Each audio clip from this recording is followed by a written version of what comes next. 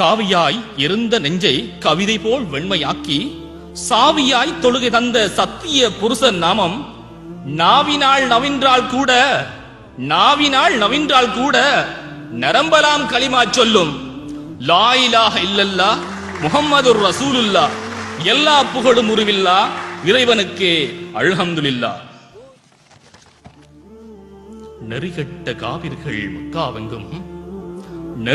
காபிர்கள் மக்காவெங்கும் நெருப்போடு இணை வைத்து வணங்கும் வேளை தரிகட்டோர் வரிகண்டு கௌபாவெங்கும் தங்கத்தால் சிலை வைத்து கழிக்கும் வேளை புரியாத மாந்தர்கள் நபிகள் நெஞ்சை புண்ணாக்கி பழியுரைகள் கூறும் வேளை அறியாமை இருள் விலக இஸ்லாம் மார்க்கம் அண்ணலார் பொறுமையினால் தலைக்கலாச்சு. கருணைமிகு எம்பெருமான் மக்கா நகரில் காலார அவ்வேளை நடந்து வந்தார். தெருவழியே ஒரு கிழவி தலையில் மூட்டை சுமந்தபடி முனகளுடன் முன்னே வந்தாள். கிறுகிறுப்பு தரும்பயிலில் நடந்து வந்த கிழவி அவள் நிலை கண்டு முன்னே சென்ற திருநபியோ என் தாயே உங்கள் சுமையை நான் தலையில் சுமக்கின்றேன் தருவீர் என்றார்.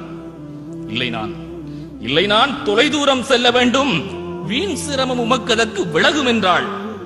வெள்ளை மனம் உள்ள நபி அவளை பார்த்து வெகு தூரம் சென்றாலும் வருவேன் உங்கள் பிள்ளை போல் என எண்ணி தருவீர் என்று பிரியமுடன் அவளிடத்தில் கேட்டு நின்றார். சுள்ளன்ற வெயில் பொழுதில் நபிகள் தலையில் சுமையேற்றி அவள் பின்னே நடக்கலானாள். தள்ளாடும் இவ்வயதில் நீங்கள் உங்கள் தாய்மண்ணை விட்டு ஏன் போகின்றீர்கள்? தள்ளாடும் இவ்வயதில் நீங்கள் உங்கள் தாய்மண்ணை விட்டு ஏன் போகின்றீர்கள்? பிள்ளைகள் உள்ளனரா என்று தொலைதூரம் சென்ற நபி வினவலானார். பொல்லாத ஒரு கொடியோ நீங்கள் முன்னோர் வணங்கி வரும் தெய்வமெல்லாம் பொய்யென்கின்றான். பொல்லாத ஒரு கொடியோ நீங்கள் முன்னோர் வணங்கி வரும் தெய்வமெல்லாம் பொய்யென்கின்றான். அல்லாஹுவை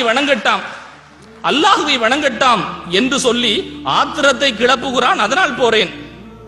கல்லெடுத்து அவன் தலையை உடைக்கும் சக்தி கடுகளவும் எனக்கில்லே, அதனால் போறேன். கொள்ளையிலே போகட்டும் முகம்மது என்னை கொன்றாலும் அவன் பேச்சை கேட்க மாட்டேன். எல்லோரும் அவன் வழியில் போனால் கூட ஒருபோதும் அவன் வழியில் போக மாட்டேன். நில்லேன் நான் அவனில்லா ஊரை நோக்கி நிம்மதியை தேடித்தான் போறேன் என்றாள். வறுமைப்பூ தன் வாழ்வில் பூத்த போதும் வயிற்றினிலே கல் சுமந்து நின்ற மன்னர் பொறுமையினை, எளிமையினை, நேர்மை தன்னை பொக்கிசமாய் வைத்திருக்கும் எங்கள் தூதர் அருமை நபி அல்லாஹ்வின் அருளினாலே அருங்குணங்கள் அத்தனையும் கொண்ட அண்ணல் சிறுமையுடன் அவள் சொன்ன பேச்சை கேட்டு சிறிதளவும் கோபமின்றி தொடர்ந்து சென்றார். கேவலமாய் ஒருவரமை கேலி செய்தால் கேட்டிருந்து ரசிப்போமா? உடனே பேசும் நாவரத்து அவர் கையில் கொடுத்து விட்டு நம் சக்தி என்னவென்று காட்டுவோமா? கேவலமாய் ஒருவரமை கேலி செய்தால் கேட்டிருந்து ரசிப்போமா? உடனே பேசும் நாவரத்து அவர் கையில் கொடுத்து விட்டு நம் சக்தி என்னவென்று காட்டுவோமா? சாபமிட்ட கிழவி அவள் சுமையை தூக்கி சாந்தி நபி சாந்தமுடன்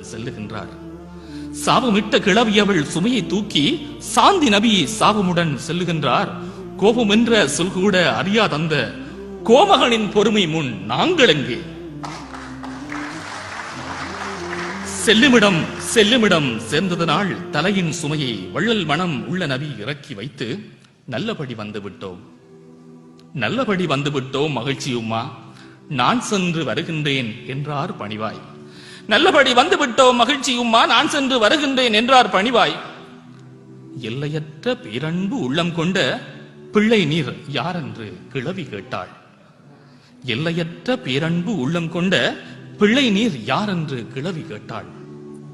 அள்ளல் தரும் கொடியவனாய் நீங்கள் சொன்ன பொல்லாத நபி முகம்மது நான் தான் என்றார்.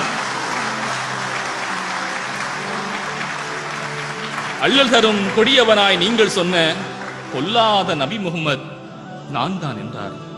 சங்கை மிக்க நபி பெருமான் வார்த்தை கேட்டு கங்கை போல் நீர் பெருக அழுத மாது தங்கமரம் படித்தவரே நபியை உம்மை தவறாக பேசியதை மன்னியுங்கள். உங்களது பொறுமையினால் இஸ்லாம் மார்க்கம் உலகமெல்லாம் பரவும் இது உண்மை என்று அங்கமெல்லாம் நடுங்க ஈமான் கொண்டு அண்ணலார் கரம் பற்றி களிமாச்சு